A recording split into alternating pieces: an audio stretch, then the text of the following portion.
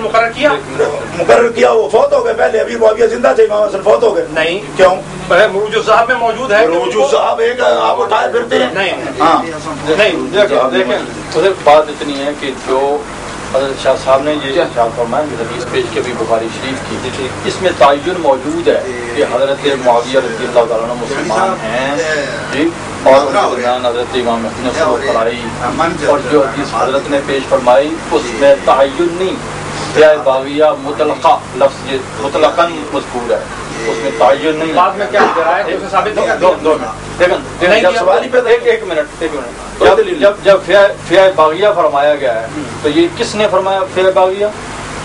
حضور علیہ السلام نے.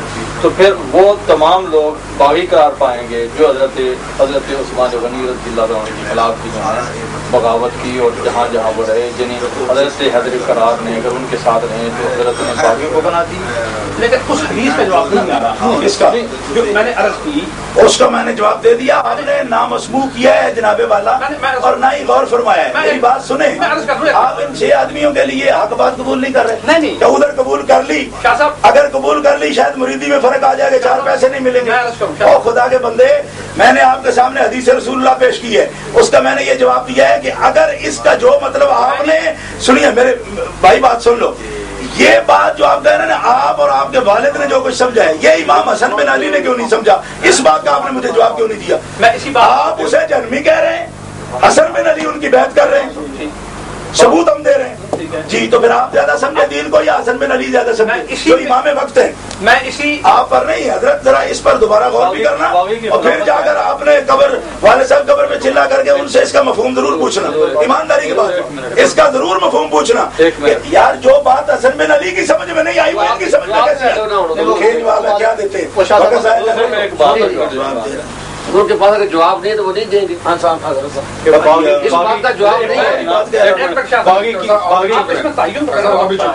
باغی کی بیعت جو ہے وہ جائز ہے. میں ایک مختصر پہلے میں جو بات میں نے عرض کی ہے اس کا جواب نہ لے لیں کہ رسول اکرم صلی اللہ علیہ وسلم کی جو حدیث انہوں نے پیش کی, میں نے بھی حضور علیہ السلام کی اسی حدیث کو صحاح ستہ کی معتبر ترین جو کتاب ہے صحیح مسلم شریف, اسی سے حدیث پیش کی کہ حضور علیہ السلام نے فرمایا کہ ویح عمار ستقتلک الفئۃ الباغیہ. آپ کو حضرت علی کی بات کرنا چاہیے, عمار کی طرف آپ چلے گئے. میں نے آپ کو 10 مرتبہ جواب دے دیا, فئۃ الباغیہ میں معاویہ کا نام نہیں ہے. اب میری بات تو سن لیں, بات ایک منٹ سن لیں. سن رہا ہوں میں تو 10 مرتبہ سن.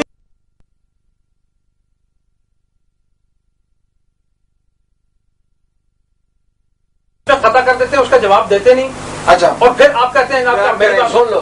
اچھا جی ہم خاموش ہیں, آپ 10 منٹ تک بولتے رہے بے شک. اب میں یہ عرض کر رہا ہوں کہ سرکار دو عالم صلی اللہ علیہ وآلہ وسلم کی حدیث ہے کہ حضور نے فرمایا کہ اے عمار تجھے باغی گروہ قتل کرے گا.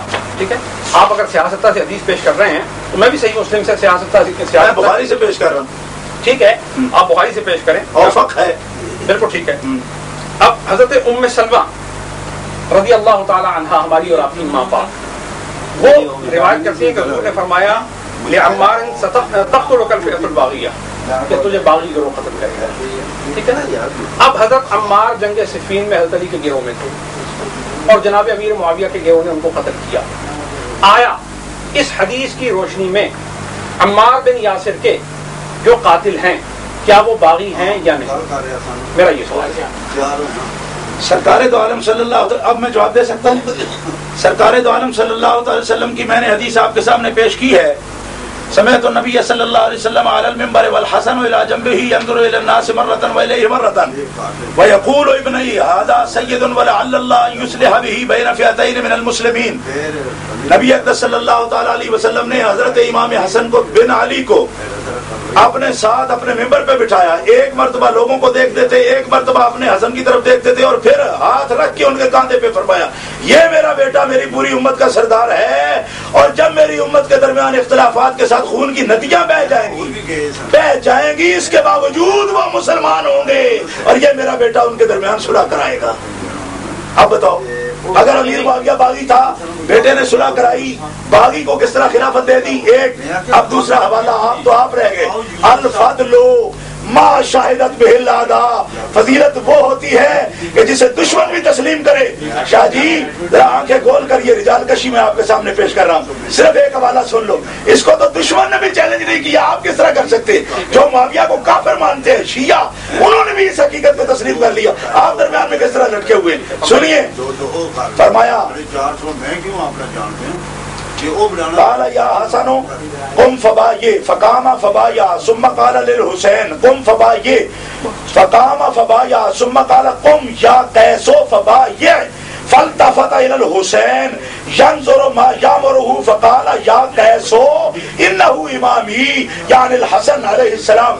فرمایا حضرت امام حسن کو حضرت امیر معاویہ نے کہا تم مجھے خلافت دے دو، لیکن تم خلافت دے چکے، لیکن جب تک تم بیعت نہ کرو اس وقت تک لوگوں کا کام نہیں جائے گا، تم بیعت بھی کرو۔ قام فبایع، رجال کشی میرے ہاتھ میں اس وقت موجود ہے، مطبوعہ ہے تہران، کہتے ہیں حضرت امام حسن اٹھ کے کھڑے ہوئے، پھر انہوں نے بیعت کی۔ ثم قال للحسین، پھر فرمایا امام حسین علیہ السلام سے قم فبایع، اٹھو تم بھی بیعت کرو۔ قام فبایع، پھر آپ نے بھی بیعت کی، کھڑے ہوئے بیعت کی۔ ثم قال قم یا قیس، پھر حضرت امام حسن نے حسین نے فرمایا ایک قیس میرے دوست قال قیس بن سعد بن عبادہ، فرمایا بایع قام فبایع، تم بھی بیعت کرو۔ فالتفت الى الحسین، حضرت قیس بن سعد بن عبادہ انصاری متوجہ ہوئے امام حسین کی طرف، ینظر ما یامرہ، منہ سے نہیں بولے، آنکھوں میں بات کی، بیعت کر لو۔ ینظر ما یامرہ، پوچھا نہیں، دوست تھا نا، آنکھوں میں بات کی، کیا حکم ہے؟